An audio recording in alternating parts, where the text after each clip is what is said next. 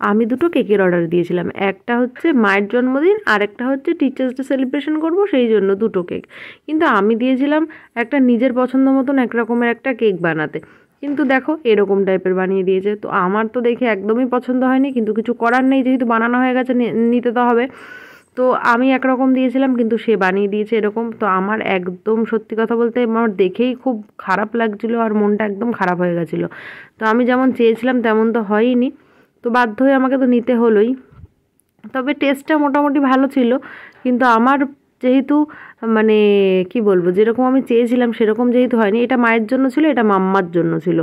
আর আমি দিয়েছিলাম কিন্তু দেখো, আমি কিন্তু এটা অর্ডার করেছিলাম, শুধু বলেছিলাম ক্যালেন্ডারের জায়গায় একটা হার্ট শেপ থাকবে আর কিছু না, কিন্তু সেটাও কমপ্লিট হয়নি, রোজগুলোও হয়নি। আমি দিয়েছিলাম রেড রোজ, একটা বাটারফ্লাই ছিল সেটাও হয়নি। তো শেষে এইগুলোই নিয়ে যেতে হলো। তবে আমার মনটা প্রচণ্ড খারাপ হয়ে গেছিলো, আর কি করা যাবে।